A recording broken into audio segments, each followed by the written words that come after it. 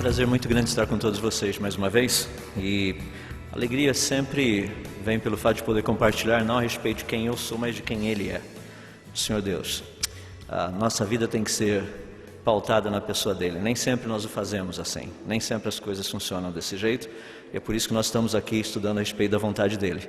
Eu quero dizer para vocês que eu também sou aluno, sou também um daqueles que estuda e procura conhecer a respeito de quem Ele é. Nem sempre, mesmo conhecendo, faço aquilo que eu sei que deveria fazer. Daí você pode ver que nós temos as mesmas lutas. Nós batalhamos nas mesmas batalhas, temos as mesmas dificuldades, mas nós temos um grande Deus que pode nos ajudar. Mesmo naquelas horas que são as mais difíceis, talvez as mais tenebrosas da nossa vida. Ele está perto e Ele pode nos ajudar. Então eu gostaria antes de começar, a ter uma palavra de oração com vocês, pedindo o auxílio do Senhor Deus. Daí eu gostaria de tratar com vocês sobre um tema que eu queria que vocês vissem, não que eu visse. Então, vamos trocar as máquinas aqui, porque daí você vê o que está ali e eu vejo o que está aqui. Muito bem, vamos orar. Senhor nosso Deus, nós somos gratos por quem o Senhor é. Nós reconhecemos que somente pelo Senhor e no Senhor é que nós podemos fazer as coisas. Reconhecemos que é a Tua graça e a Tua bondade que se manifesta a todos nós, mediante a pessoa do Teu Filho Jesus e mediante a atuação do Teu Espírito. Pedimos para que nesses momentos em que aqui passarmos juntos, buscando e procurando entender um pouco mais a respeito da Tua vontade para as nossas vidas, que na verdade seja o Senhor a falar aos nossos corações. Eu peço para que, se for do Teu agrado, o Senhor continue a usar esse vaso para o louvor da Tua glória e não do vaso, porque o vaso apenas só tem valor pelo conteúdo que ele possui, que é o Senhor.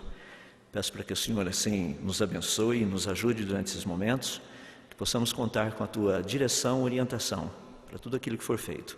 E assim nós oramos humildemente no nome de Jesus. Amém. Pois bem, quando nós pensamos em termos da vontade de Deus, temos abordado várias áreas aqui esses dias, e eu não quero cansá-los com teorias científicas, mas gostaria de falar um pouquinho do outro lado da história. Está relacionado com respeito à pessoa do Senhor Deus. Um dos planos que Deus tem, um dos propósitos dEle com respeito à vontade dEle para o ser humano, é que o ser humano o reconheça como o Criador e que, reconhecendo como o Criador, que venha a glorificá-lo. Esse é um desejo do Senhor Deus, é um alvo que Ele tem, é um propósito dEle. Por que você acredita que Deus criou o mundo em 3 dimensões e nos colocou dentro, por exemplo? Deus poderia ter criado o mundo em uma dimensão só e estaríamos todos numa linha. Ou Deus poderia ter criado o mundo em 2 dimensões e estaríamos todos nós numa folha de papel. Mas foi do agrado dEle criar em 3 dimensões, e eu creio que isso tem muito a ver com o Pai, o Filho e o Espírito Santo. Porque quase tudo que você vê por aí são 3. O tempo existe em que forma? Passado, presente e futuro. 3. Quando nós tratamos do espaço, você encontra largura, altura, profundidade. 3. É muito interessante que o 3 faz parte de quase tudo que a gente trabalha. E é por isso que a Bíblia também, eu creio que essa é uma das razões da Bíblia tratar de uma forma tão bonita sobre a Trindade. É um Deus só, mas existe em 3 pessoas. Quando nós buscamos conhecer a vontade de Deus, nem sempre a coisa é tão simples. Esse tempo aqui tem sido um privilégio muito grande. Silas, Paulo e eu, nós nos conhecemos já há muito tempo, e há 20 anos atrás nós estamos mais ou menos aí onde vocês estão. E foi pela graça do Senhor Deus, através desses anos todos, Deus trabalhando nas nossas vidas, em que Ele nos trouxe agora para podermos estar ensinando um pouco daquilo que Deus nos deu durante todos esses anos. Se o Senhor Deus me conceder vida por esses próximos 20 anos, eu espero vê-lo aqui na frente. Você fazendo aquilo que nós estamos fazendo hoje, para o louvor da glória do Senhor Deus. Deus tem planos, Deus tem trabalhos. Algo que acho muito interessante, então eu gostaria de tratar com você dentro do que eu acho interessante, é que para conhecermos a vontade do Senhor Deus, nós precisamos de um instrumento para se descobrir a vontade dEle. Não vou chover no molhado, porque tudo já está molhado aí fora, mas a ideia você já sabe qual é. O instrumento é a palavra do Senhor Deus. Agora, por que usar a palavra dEle? Tem tantos livros aí de autoajuda, faça isso, faça aquilo, 500 passos para não sei o quê, 2 passos para ser feliz. Não, precisa de mais. Precisamos 7 passos para ser feliz. E 10 passos não sei para quê, 52 passos e meio não sei para mais o quê. Tem passo para todas as coisas por aí. Agora, quando nós estudamos a palavra do Senhor Deus, por que nós devemos crer que ela é a resposta? E lembrem-se que muitas vezes, nem sempre Deus dá o pacote todo para a gente de uma vez só. Ou seja, olha, a minha vontade para você é essa. Eu, por exemplo, quando voltei dos Estados Unidos, há 10 anos atrás, eu tinha outros planos para a minha vida. E eu sou grato a Deus porque os planos dele são melhores do que os meus. E Deus trabalha dessa forma. Deixa-me dar algumas boas razões pelas quais você pode depositar a sua fé na Bíblia. Algo que eu acho muito interessante, pessoas me perguntam, mas dá para acreditar na Bíblia? Claro que dá. Por exemplo, há 4.000 anos atrás foi escrito o livro de Jó. No livro de Jó diz assim, que Deus, Ele estende os céus do norte sobre o espaço vazio e suspende a terra sobre o nada, ou seja, faz a terra pairar sobre o nada. Vocês estão vendo aí a primeira foto tirada pela NASA em 1960 da Terra. E não é que ela paira sobre o nada mesmo? Há 4.000 anos atrás a Bíblia disse algo que está perfeitamente correto na área de ciência. Se nós pegarmos há 3.000 anos atrás, Salomão escreveu algo muito interessante lá no livro de Eclesiastes, capítulo 3, verso 14. Sei que tudo quanto Deus faz permanecerá para sempre. A isso nada pode acrescentar e disso nada se pode tirar. Em outras palavras, o que estava escrito ali é simplesmente a lei de Lavoisier: na natureza nada se perde, nada se cria, tudo se copia. Então dá para perceber que esse é o processo, quer dizer, não é tudo se copia, tudo se transforma. Só para nós entendermos, acho que Lavoisier estava lendo a Bíblia um dia, ele falou, interessante, esse é um princípio. E ele colocou nas palavras dele, mas isso foi escrito na palavra do nosso Deus há 3.000 anos atrás. Percebam não somente a veracidade da Bíblia, como a Bíblia sempre esteve à frente da ciência, pelo menos alguns milhares de anos. Quando nós chegamos a 2.000 anos atrás, na carta aos Hebreus, capítulo 11, verso 3, foi escrito o seguinte: pela fé entendemos que foi o universo formado pela palavra de Deus, de forma ou de modo que aquilo que é visível não foi feito do que é visível, ou aquilo que se vê não foi feito daquilo que é visível. Em outras palavras, todas as coisas visíveis são feitas de invisível. Agora, como que você, que é feito de invisível, eu consigo te ver? Eu sei que isso parece um negócio estranho, mas é a realidade. Perfeitamente correto, como nós aprendemos na ciência de hoje. E tem muitas outras áreas. Se você pesquisar a Bíblia, só por curiosidade, a Bíblia diz que Abraão plantou algumas tamargueiras. Sabia que a tamargueira é uma das poucas plantas que cresce em terreno salino, altamente salino? Muito interessante. É interessante que a Bíblia também diz que a vida da carne está no seu sangue. Isso foi descoberto por William Harvey em 1615, as funções do sangue, para que o sangue serve. Quando nós estudamos um pouquinho por aí que Deus regulou o peso do vento, fantástico, o evangelista Torricelli mediu o peso do ar, só que a Bíblia já falava do peso do vento. Deus determinou um caminho para o relâmpago, isso está lá em Jó.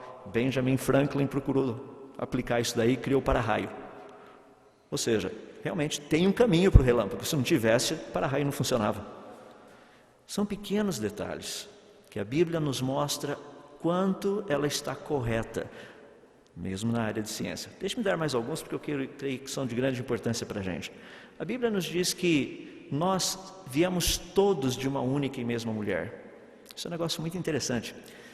A Bíblia diz que Adão deu à sua mulher o nome de Eva, pois ela seria a mãe de toda a humanidade. Ou seja, a criação de Adão e Eva, segundo os termos do relato bíblico, se deu aproximadamente 6.000 anos atrás. Os estudos trabalhando com o DNA mitocondrial mostram que todos os seres humanos vieram de uma única e mesma mulher. O DNA mitocondrial é um DNA que é passado de uma geração para outra só pela parte feminina, pela mãe.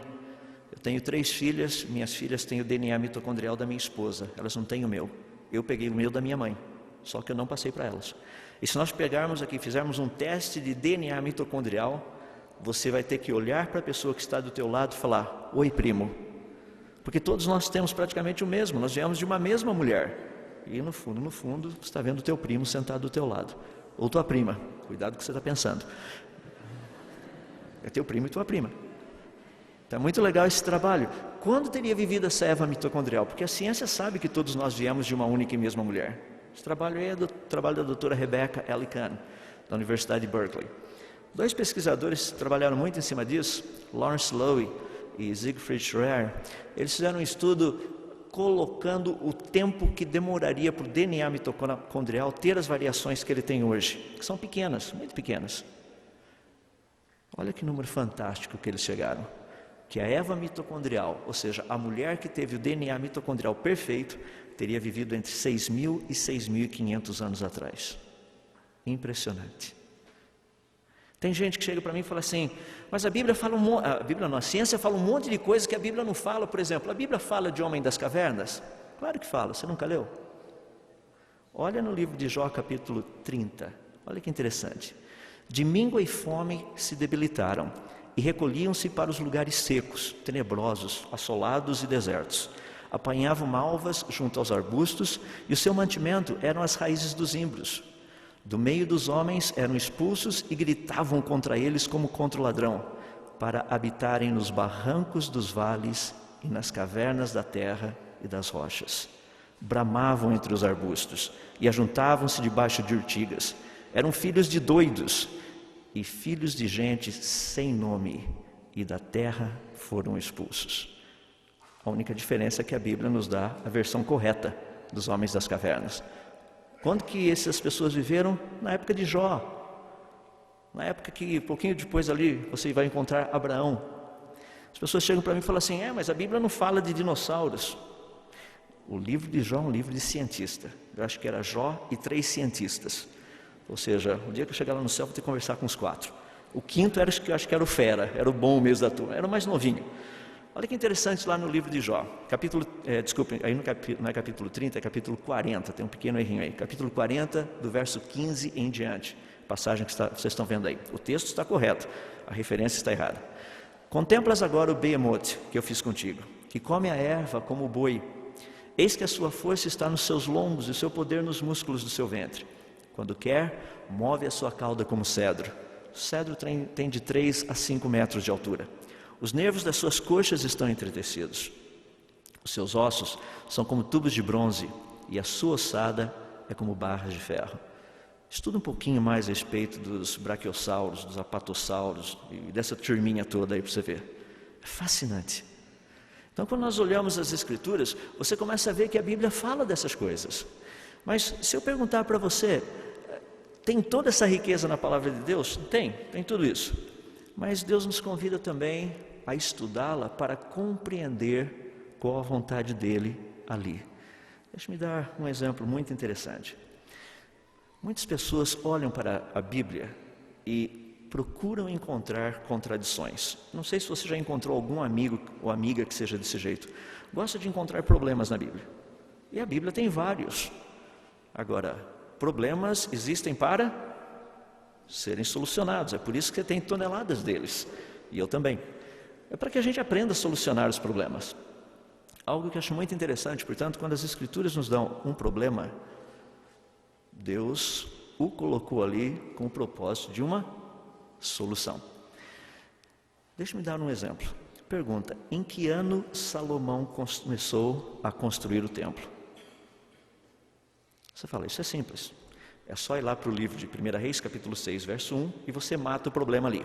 Ele diz assim, nesse texto, 480 anos depois que os israelitas saíram do Egito, no 4º ano do reinado de Salomão em Israel, no mês de Ziv, o 2º mês, ele começou a construir o templo do Senhor. Portanto, a resposta é simples. Quando que Salomão começou a construir o templo? No ano 480, depois que o povo saiu do Egito. Ou seja, qual o problema com isso?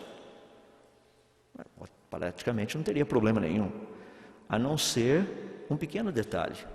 O texto fala, depois que eles saíram do deserto, que eles passaram sobre o tempo dos juízes, mais o tempo com Saul, mais o tempo com Davi. Ou seja, estaríamos no terceiro ano completo de Salomão, entrando no 4º. 480 anos. Olha que fascinante quando a gente vai lá para o livro de Atos, capítulo 13. Porque no livro de Atos conta a mesma história. Diz assim: e suportou os seus maus costumes, ou no caso aí, os seus costumes no deserto, por espaço de quase 40 anos. E destruindo as 7 nações na terra, Canaã, deu-lhes por sorte a terra deles. E depois disso, por quase 450 anos lhes deu juízes, até o profeta Samuel. E depois pediram um rei, e Deus lhes deu por 40 anos a Saul, filho de Quis, homem da tribo de Benjamim, e quando este foi retirado, levantou-lhes como rei a Davi. Vocês já viram que eu fiz a conta para vocês aí, para não ter problema, né? Porque, já viu, de sábado à noite, depois de todo o futebolzinho de hoje à tarde, depois de toda a chuva, depois de tudo isso, os 2 únicos neurônios que nós temos, o tico e o teco, não estariam funcionando, então eu já coloquei o resultado aí para ficar mais fácil. Conta. No deserto, 40 anos. Lá no tempo dos juízes, 450 anos. Saul reinou por 40 anos. Davi reinou por mais 40 anos. 3º ano completo de Salomão, somando-se tudo, 573. 573 ou 480? Eu não confiaria num livro que tivesse erro desse jeito. E você?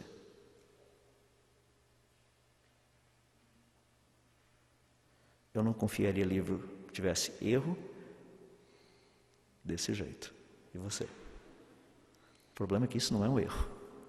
Então pode ficar tranquilo, pode continuar confiando. O livro é bom. Teve gente que falou, pronto, trouxeram um ateu aqui agora, um herege. Não é nada disso não. Se o livro tivesse erro, eu não confiaria, claro que não. Você confia num livro que tem erros? Ninguém pode. Nós não deveríamos confiar em livros que têm erros. O caso é que ele não tem erros. Você fala, mas peraí, que tipo de cientista é você? 573 menos 480 dá um pequeno errinho de 93. O 93 não é um erro. Vamos estudar. Existem 2 maneiras de Deus contar o tempo na Bíblia. Será que Deus não estaria usando isso? Uma das maneiras que Deus conta o tempo é Cronos. A outra maneira que Deus conta o tempo é Kairos. Vamos fazer um pequeno estudo. Se você for lá para o livro de Juízes, olha que interessante. O livro de Juízes diz que o povo de Israel estava lá na terra prometida agora, que Deus havia dado a eles, e de repente eles se esqueceram do Senhor Deus, abandonaram o Senhor, e Deus mandou Cusã-Risataim, esse rei vai lá, toma aquele povo, e agora esse povo fica servindo a esse rei por 8 anos. Eles não estão servindo a Deus, eles estão servindo a Cusã-Risataim. Depois desses 8 anos, eles se humilham diante de Deus, pedem perdão, Deus levanta um juiz, esse juiz vai lá e resgata o povo, agora o povo volta para servir a Deus de novo. Ô povinho, viu? Passou um tempinho, estão lá eles de novo fazendo o que não agrada a Deus, vai embora de novo. Aparece Eglon, Eglon pega o povo, agora o povo se torna cativo, agora o povo está servindo a Eglon, e eles vão servir a Eglon por 18 anos. Eles não estão servindo a Deus, estão servindo a Eglon. Depois de 18 anos o povo se arrepende, pede perdão a Deus, se humilha, Deus levanta um juiz, ele vai lá, traz o povo de volta. Agora o povo está servindo a Deus de novo, e o povo está feliz servindo a Deus, e o tempo vai passando, eles vão começando igual a gente, sabe, vai deixando, daqui a pouco você não está mais servindo a Deus de novo, daí acontece o quê? Deus manda Jabim. Aparece Jabim, Jabim vai lá agora, pega esse povo, e agora o povo vai servir a Jabim por 20 anos, e a história se repete, depois de 20 anos, o povo pede perdão a Deus e se humilha e tudo mais. O que acontece? Deus manda um dos juízes, esse juiz vai lá, levanta e tira o povo de novo, e traz o povo, agora o povo volta a servir a Deus outra vez. Todo mundo na igreja cantando, sou uma florzinha de Jesus, todo mundo feliz, animado e coisa assim, né? Passa um pouquinho de tempo, adivinha de novo, olha lá o povinho outra vez, e lá vai o povo, e daí Deus levanta os medianitas, e lá vão os medianitas, pegam o povo, e agora o povo está servindo aos medianitas, o povo não está mais servindo a Deus, e o povo fica lá servindo esses medianitas por 7 anos, e depois desses 7 anos o povo se humilha, pede perdão a Deus, e Deus manda um juiz até lá, o juiz vai lá, tira. O juiz que eu estou dizendo não é o Lalau, não, então são juízes da Bíblia, são juízes sérios, homens e mulheres que faziam a vontade de Deus, iam lá, recuperavam o povo, traziam o povo de volta, agora o povo volta a servir o Senhor Deus. Adivinha o que? Parece até a gente. Passa um pouquinho de tempo, estamos nós lá de novo fazendo coisa errada. E lá vai o povo de novo. Daí Deus traz os filisteus e pega os filisteus. Esses filisteus agora levam o povo de Israel. O povo de Israel está servindo aos filisteus. Eles não estão servindo a Deus porque eles servem aos filisteus por 40 anos. E serve, e serve. Depois de 40 anos eles clamam a Deus, pedem perdão e Deus os liberta e traz de volta. Faz a soma. Olha os 93 anos que estavam faltando. Sabe o que acontece? Os 573 anos, Deus estava contando o Cronos, um ano após o outro. Os 480, Deus só contou o tempo que o povo estava servindo a Ele. Faz sentido agora Salmo 90, 12, não faz? Quando diz assim: ensina-nos a contar os nossos dias para que alcancemos coração sábio. Para que contar os nossos dias? Ah, legal, esse ano eu vou fazer 50 anos, meio século. Então eu sei contar. Não é isso que Deus está contando? Não é isso que Deus está falando? Deus está perguntando: quanto tempo da sua vida você me serve? Se eu somar todos os minutos da sua vida, todos os minutos que você foi totalmente só para mim. Eu gostaria de pedir para que você hoje à noite gastasse um pouquinho de tempo pensando nisso. Qual a sua idade? Eu não estou falando dos seus 18, 20, 30, seja quantos anos você tiver, não é isso que eu estou falando. Não é isso que a palavra nos ensina. Nós precisamos aprender a compreender o que o Senhor Deus quer para a nossa vida. Qual a sua idade em Cristo? O Cronos você conhece, e o Kairos? Os tempos de oportunidade que Deus tem lhe dado para servi-lo. Porque o grande problema que nós temos nessa questão da vontade de Deus é bem simples. Eu acho que essa ilustração aqui resolve bem o nosso problema. Nós estamos a caminho do céu, ou seja, nosso pé está indo em direção ao céu e a nossa mão continua aqui na terra. Ou seja, é meio estranho o negócio. Você está ali no meio, entre o pé e a mão. O que está acontecendo? Porque, num certo sentido, quando nós pensamos em termos dessa dinâmica de fazer a vontade de Deus, céu e terra, a terra é visível. O céu, para mim, ainda é invisível. Eu entendo o que a Bíblia fala, mas eu não estive lá. Paulo parece que já foi até lá. Não o doutor Paulo, o outro Paulo da Bíblia, ele foi até lá e viu. Isso aqui eu não perguntei ainda se ele já esteve lá também, mas o Paulo da Bíblia foi. Ele disse ter estado lá. E ele viu o invisível, mas eu não. Eu acredito naquilo que ele me falou. Quando nós pensamos também em termos da terra, isso aqui é concreto, isso é palpável. O céu para a gente ainda é um pouco abstrato. Então nós estamos tratando numa questão que Deus está pedindo para eu obedecê-lo, de coisas que serão até certo ponto invisíveis e até certo ponto abstratas. Deus chega e fala: não, mas você tem que fazer isso, isso é minha vontade. Mas se eu fizer isso, vem todo mundo contra mim. E é muito interessante porque é um desafio para a nossa vida. Isso é um dilema que nós passamos, é um grande dilema.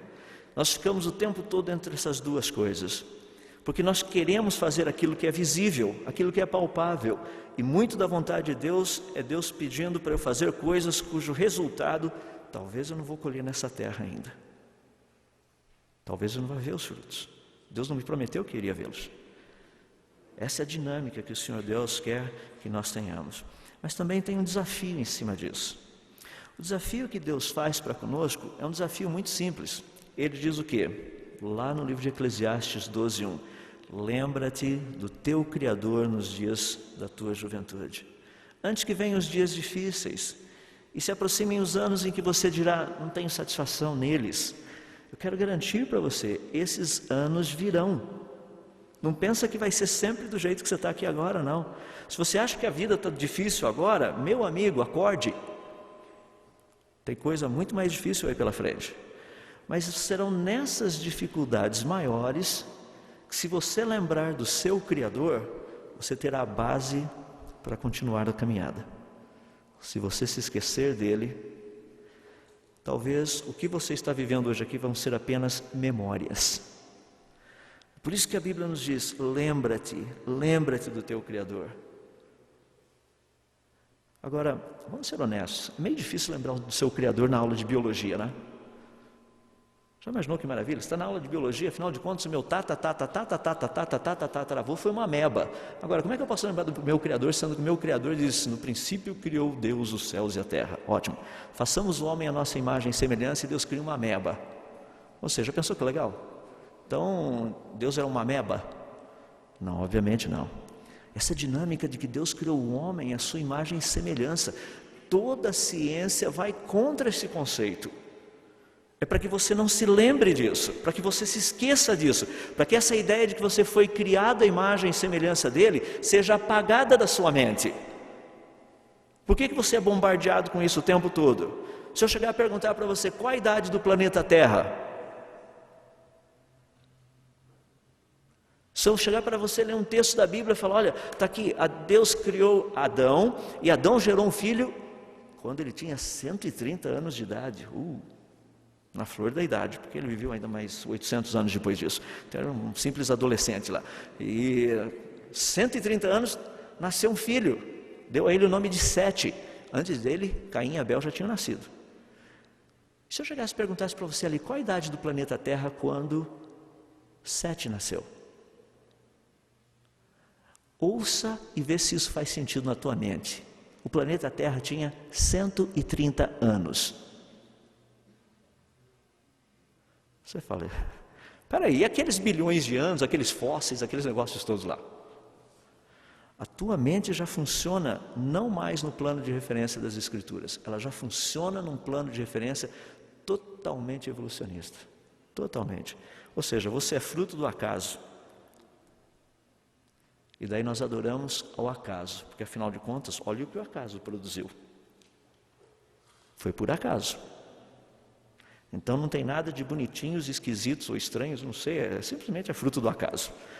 Afinal de contas, de onde vem esse padrão de julgamento de que um é mais bonito do que o outro? Você não sabe? Tem um número na matemática que descreve isso. Já ouviram falar do número φ? Não é o π. Π é um deles, o φ é o outro. O φ vem daquela retângulo áureo.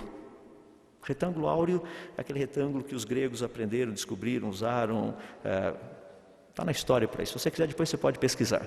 Mas uma pessoa que tem uma beleza que sobressai, as proporções dela, de posicionamento do olho, orelha, formato do rosto, dimensões do corpo e tudo mais, todas elas obedecem esse número φ. Então, se o seu φ está um pouquinho deslocado aí, você pode chegar e comparar o φ com o Fá, depois e ver o que acontece aí nos dois. Você pode ter o seu padrão depois avaliado. Um pouquinho da ideia. Deus fala, lembra de mim. Não deixa que essas ideias penetrem. Agora, você chega lá no vestibular, vai fazer um vestibular, você tem que colocar, quando foi a Terra criada? 4,5 bilhões de anos atrás. Quando que o universo surgiu? 13,7 bilhões de anos atrás. Quem foi a Lucy? A minha vizinha. Se colocar isso aí, você não entra no vestibular. Você não passa. Nós somos o tempo todo assediados pelo mundo para que você esqueça do Criador. Para que você esqueça que você foi criado. Que um dia Deus te planejou. Você não é fruto do acaso. Você não é resultado simplesmente de material genético. Você faz parte de um planejamento, de um design inteligente que Deus fez. E uma das coisas que nós temos quando nós tratamos dessa questão, que é a nossa batalha, dentro da ideia dessa vontade do Senhor Deus para nossas vidas, é que isso traz um certo desconforto para a gente. Vamos ser honestos. A gente sai por aí assim, meu irmão, acabei de saber qual a vontade de Deus para a minha vida. Você não vê muita gente pulando de alegria. Muitas pessoas da Bíblia, se você estudar, quando Deus revelou qual era a vontade deles, esse povo não soltou rojão. Inclusive teve um deles que pegou até um barco e foi embora. Quis fugir da presença de Deus. Ele queria saber a vontade de Deus, Deus contou a vontade dele e falou, estou fora. Deus precisou trazê-lo meio tipo estilo peixada. Ou seja, voltou na barriga de um peixe, pegou uma carona. Ele pediu para você saber a vontade de Deus, Deus contou a vontade dele para o cara e o cara não quis. Sabe quem é Jonas? Vocês vão encontrar vários outros nas Escrituras. Porque nem sempre a vontade do Senhor Deus vem de encontro com aquilo que nós estamos esperando. Mas nem por isso ela deixa de ser como o Dr. Paulo falou hoje, lá em Romanos 12, boa, perfeita e agradável. É porque nós avaliamos na nossa proporção. O livro de Isaías tem uma passagem muito interessante, lá em Isaías 45, 9. Ela diz o seguinte: ai daquele que contende com o seu Criador, daquele que não passa de um caco entre os cacos que estão no chão. Acaso o barro pode dizer ao oleiro: o que você está fazendo? Será que a obra que você faz pode dizer: você não tem mãos? Aquele negócio de chegar para o seu pai e falar assim: eu não pedi para nascer. Eu sei. Foi Deus quem te trouxe a existência, não foi seu pai e sua mãe. Então você está reclamando com a pessoa errada. Deus, Ele quem nos trouxe a existência. E muitas vezes nós chegamos para o Senhor Deus e perguntamos: mas Senhor, por que isso, por que aquilo? Porque Deus tem planos, Deus tem propósitos. Eu quando penso nisso e trabalho essas questões, eu quero dizer que esses princípios que eu estou mencionando para vocês são princípios difíceis de serem vividos. É por isso que o Senhor Jesus, lá no finalzinho do Evangelho de Mateus, Ele nos disse o quê? Eis que estou convosco todos os dias. Porque o que Ele pede, a revista Galileu mostrou mês passado. É possível viver o cristianismo no século 21, ou seja, obedecer os preceitos de Deus no século 21? Vocês acreditam que eles descobriram que não é possível? Que novidade! Jesus diz: sem mim nada podeis fazer. E vai lá um cara que fala assim: vou tentar. Jesus falou: sem mim você não consegue. É por isso que Jesus disse: eu estou convosco todos os dias, eu te ajudo. Eu estou pedindo coisas que você não tem condição, mas eu posso te ajudar. Uma das propostas que a Bíblia tem nesse sentido, e eu gostaria de conduzir para a segunda etapa com vocês, que ao buscarmos e reconhecermos o Senhor Deus como Criador das nossas vidas, isso você vai entrar em choque primeiro com tudo aquilo que você ouve. Você não foi criado, você é simplesmente resultado da seleção natural. Entenda isso de uma vez por todas. Isso é o que é gritado nos nossos ouvidos o tempo todo. Você olha, assiste televisão, é isso que você ouve. Você abre um jornal, é isso que você vê. Você vai para a universidade, onde você for, é isso que você vai ouvir o tempo todo. A ideia do livro, como o Tiago mencionou, que eu escrevi, foi publicado ano passado, é mostrar que existem evidências contrárias a essa proposta. E essas evidências não se encontram só na Bíblia, não. Tanto é que o livro trata das evidências na ciência, não na Bíblia. Nós não somos frutos do acaso, nós somos criados pelo Senhor Deus. Criados por um Deus que sabe o que faz. É por isso que no Salmo 95, verso 6, nós encontramos essa frase tão bonita: venham, adoremos prostrados e ajoelhemos diante do Senhor, não o nosso Deus, o nosso Criador. Deus é aquele quem nos fez, é aquele que nos trouxe à existência. Nós somos literalmente plano dele. Agora, quando nós pensamos no nosso Criador, algumas passagens só para você refletir um pouquinho. Lá no livro de Jó, capítulo 4, verso 17, diz assim: poderá algum mortal ser mais justo que Deus? Poderá um homem ou algum homem ser mais puro que o seu Criador? E o que o texto está colocando é esse conflito que nós temos com respeito à vontade do Senhor Deus. Não, Senhor, olha, eu agradeço, eu sei que isso é muito bom, mas realmente, sabe, desse jeito aí não funciona. Se eu fizer isso, imagina o mico que eu não vou pagar lá na escola. Se eu deixar de fazer aquilo, imagina só o que vão pensar a respeito da minha pessoa. Não, Senhor, peraí, mas todo mundo faz. Afinal de contas, não precisa ser tão categórico assim.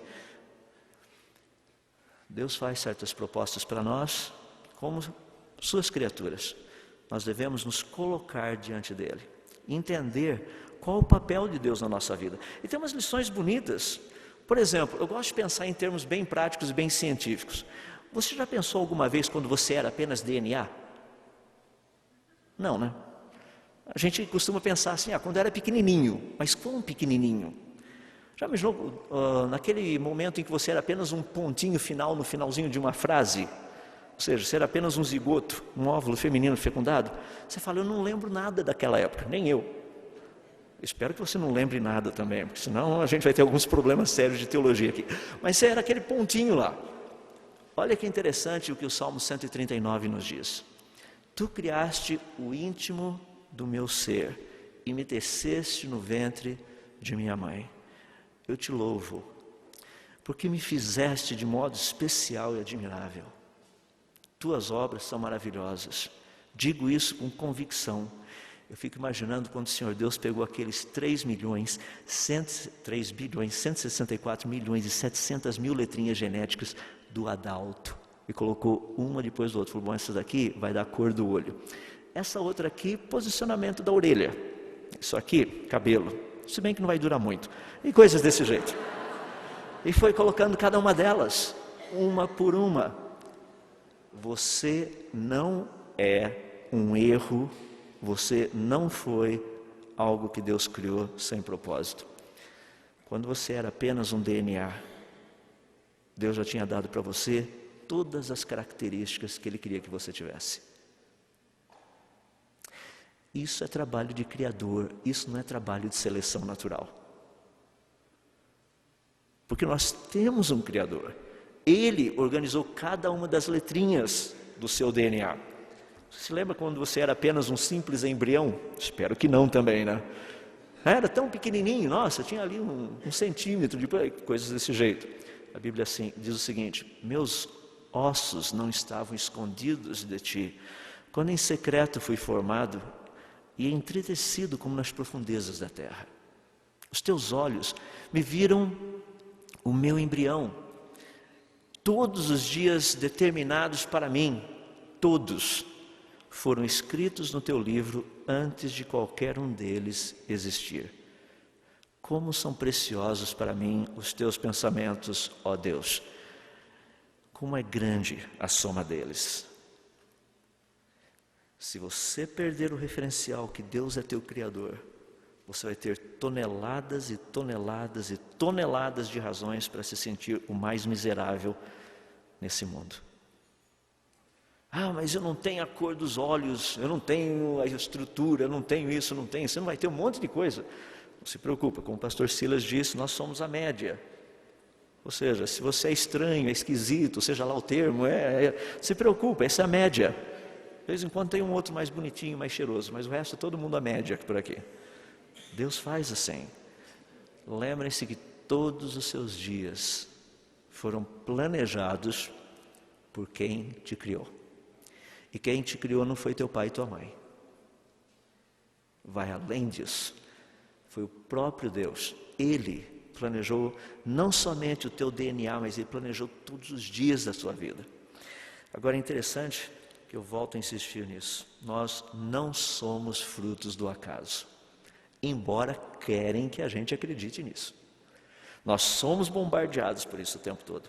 Em Isaías capítulo 17, versos 7 a 8, tem um texto que eu acho muito bonito. Diz assim, naquele dia os homens olharão para aquele que os fez, por o Criador, e voltarão os olhos para o Santo de Israel. Não olharão para os seus altares, obra de suas mãos, e não darão a mínima atenção aos postes sagrados e aos altares de incenso que os seus dedos fizeram. Vai ter um dia que o pessoal vai olhar para livro de biologia com teoria da evolução e falar, nossa, como é que já pensaram nessa bobagem aqui? Vamos deixar de lado isso. Vai ter gente da cosmologia falando assim, rapaz, você acredita que já ensinaram a teoria do Big Bang? Mas aquele povo era doente. Acho que se tinha o Tico e o Teco tinha morrido e o Tico era totalmente neurótico ou paranoico, uma coisa parecida assim. Não funcionava. Eu quero que vocês entendam isso, porque nós trabalhamos com essa realidade. As pessoas chegam a falar assim, do que você está falando? Isso aí são teorias provadas. Teoria provada, meu amigo, não é teoria, é lei. Se foi provado, era para ser lei. Continua teoria porque não foi provado. Estava numa conversa há pouco tempo atrás com uma pessoa da cosmologia, trabalha na área da cosmogonia. Ele falou assim, eu não sei porque você tem tanta dificuldade em aceitar a teoria do Big Bang. Eu falei, porque ela exige fé. Ele falou assim, Essa é uma teoria científica. Não faz diferença, ela exige fé. Se você pega o livro de Stephen Hawking, aquele No Universo numa Casca de Nós, lá na página 78 tem um gráfico muito bonito, mostrando a evolução do universo de acordo com a teoria do Big Bang. Logo no comecinho tem Big Bang. Logo depois aparece uma frase muito bonita que está assim: leis físicas desconhecidas. Posso dar 3 exemplos de leis físicas desconhecidas? Uma vez o povo de Israel estava saindo do Egito, estava indo para a terra de Canaã, a terra prometida. De repente eles se param diante do mar e vem o exército de Faraó. Do outro lado está o mar, aqui está o exército de Faraó, aqui está o mar. Aquele problema sério. De repente Moisés resolve o problema. Ele, pum! Através da atuação do Senhor Deus, o mar se abre e o povo passa. O que aconteceu? Leis físicas desconhecidas, porque pelas conhecidas o mar não se abriria. Isso são leis físicas desconhecidas. Tem um outro exemplo, um cara estava lá cortando uma árvore e de repente o machado dele, clunk, dentro d'água. E o machado era emprestado. Ficou todo apavorado, foi falar lá com um amigo dele, Eliseu, falou: Eliseu, o machado emprestado caiu dentro d'água. Eliseu falou: não tem problema, eu vou quebrar um galho para você. Literalmente quebrou um galho, foi lá e bateu na água e o machado flutuou. Peraí, eu conheço a lei do empuxo, como é que o machado flutua? A resposta é simples: leis físicas desconhecidas. Olha um outro exemplo, um grande casamento. Estava lá o filho de uma senhora, eu não disse da Nossa Senhora, eu disse de uma senhora. Então está o filho dessa senhora lá, e o filho dessa senhora procurou resolver, pelo menos resolver um pouquinho do problema. Tinham 6 talhas gigantescas lá, ele falou: enche de água tudo isso. Encheram de água, cabia mais ou menos de 80 a 120 litros de água. Colocaram toda essa água ali dentro, falou: pode levar para o mestre de sala, ou mestre de cerimônia. Pegaram todo aquele... água, H2O, hidrogênio e oxigênio. Vinho, tem carbono, tem nitrogênio, tem um monte de outros compostos lá. Como é que a água se transforma em vinho? Através de leis físicas desconhecidas. Não é interessante que a teoria do Big Bang começa com essa palavra que você está pensando mesmo, milagre. Agora, o pessoal chega para mim e fala assim: não, mas essas leis não foram descobertas. Eu pergunto para eles: elas serão? Sem dúvida. Pergunto para eles o seguinte: vocês querem que eu acredite? Você está pedindo fé. Me dê as leis, que a gente vê que a teoria é válida. Não, mas as leis são desconhecidas, então nós estamos tratando de um milagre. E tem gente por aqui que acredita na teoria do Big Bang. Tem dificuldade com a Bíblia, mas com a teoria do Big Bang não. Big Bang começa com milagre. Quero que vocês coloquem os seus olhos naquele que faz todas as coisas. Aquele Deus que realmente é o Criador de todas as coisas. Como diz lá no livro de Jó, sua sabedoria é profunda, seu poder é imenso. Quem tentou resistir-lhe e saiu ileso? Ele transporta montanhas sem que elas o saibam, e em sua ira as põe de cabeça para baixo. Sacode a terra e a tira do seu lugar, e faz as suas colunas tremerem. Até o pessoal de São Paulo, 5.2. Fala com o sol, e ele não brilha. Ele veda e esconde a luz das estrelas. Só ele estende o céu e anda sobre as ondas do mar. Eu já vi isso num outro texto. Ele é o Criador da Ursa e do Órion, das Pleiades e das constelações do sul. Realiza maravilhas que não se pode perscrutar, milagres incontáveis. Esse é o nosso Deus, esse é o Criador. Ele quer que você o reconheça como o Criador de todas as coisas.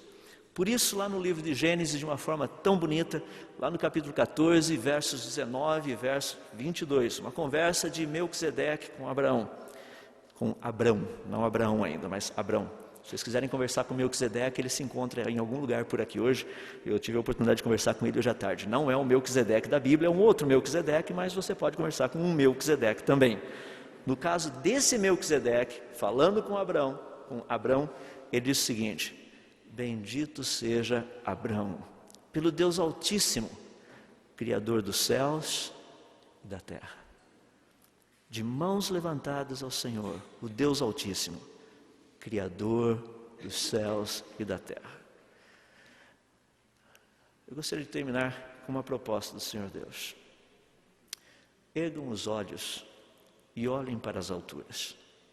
Daqui a pouquinho, saiam ali fora e façam isso. Deus pergunta o seguinte: quem criou isso? Alguns de vocês já ouviram as minhas palestras. O número que eu vou dar para vocês não é estranho, talvez vai ser para alguns de vocês. Quando nós olhamos para o céu, quantas estrelas você vê nos céus? Há um montão delas, sem dúvida.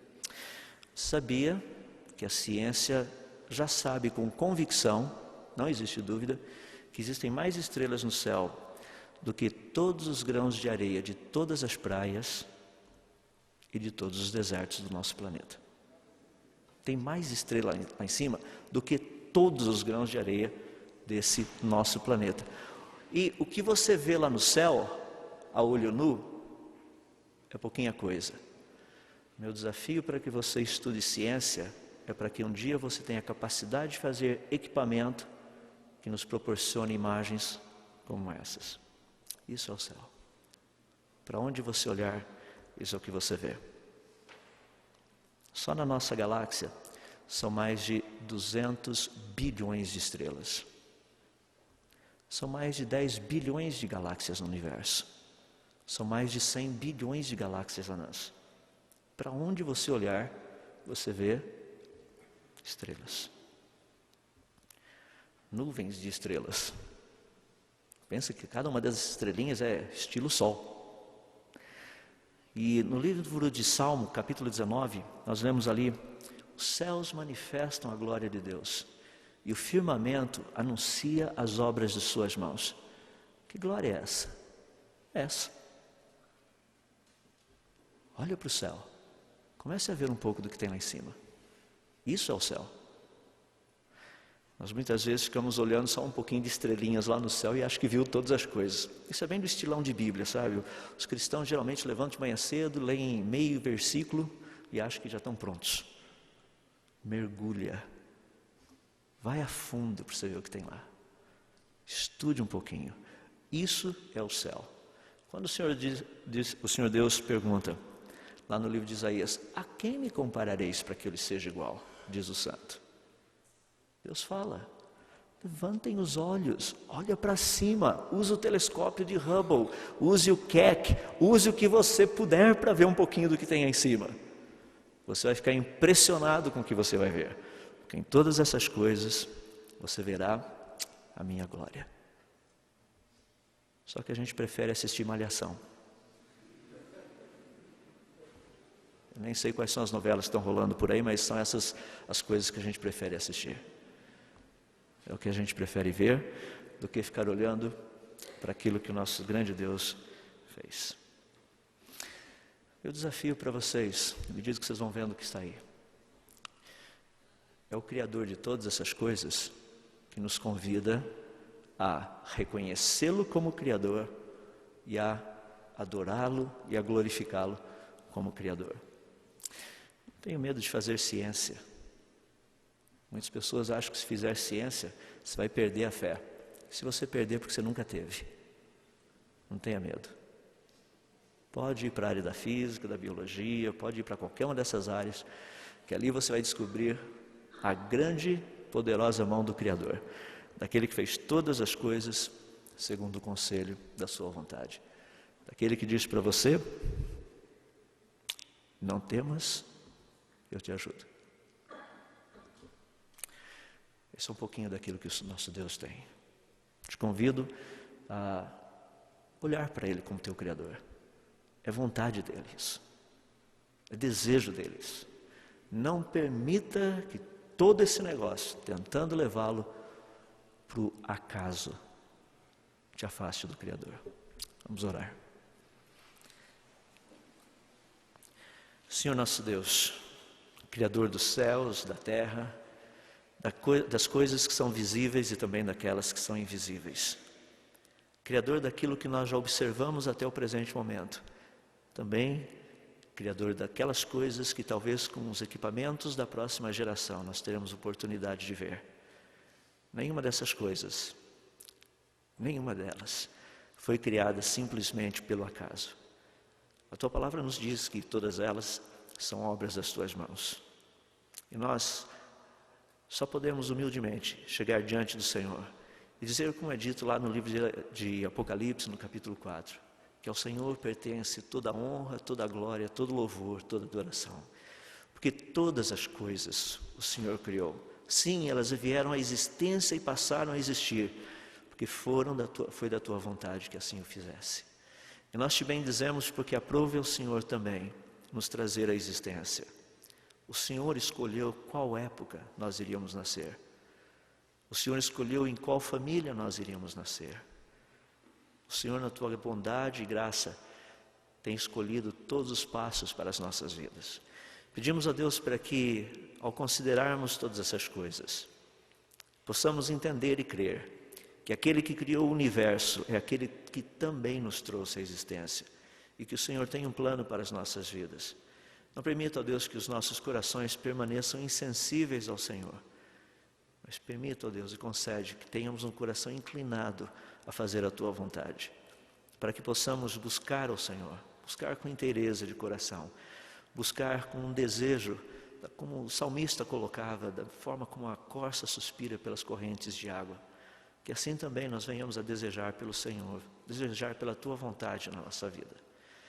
Permite, ó Deus, e concede que cada um que aqui está possa sair daqui motivado, pensando em quem é o Senhor, seu Criador. Não permita que nenhum deles, ó Deus, venha esquecer do seu Criador, da Tua pessoa, nos dias da mocidade. Antes que venham os maus dias e cheguem os anos dos quais eles dirão, não tenho neles prazer. Mas sem dúvida eles não precisarão dizer isso. Eles poderão olhar para o Criador e saber que Ele, o Criador, tem planos, mesmo nas horas e nos momentos mais difíceis. Por isso nós te bendizemos. Por isso nós assim oramos, pedindo todas essas coisas, gratos a Ti pelos planos que o Senhor tem ainda reservado para as nossas vidas. Porque, como diz a Tua palavra, eu é que sei que pensamentos tenho a vosso respeito. Pensamentos de bem e não de mal, para vos dar o fim que desejais. Muito obrigado. Em nome de Jesus. Amém.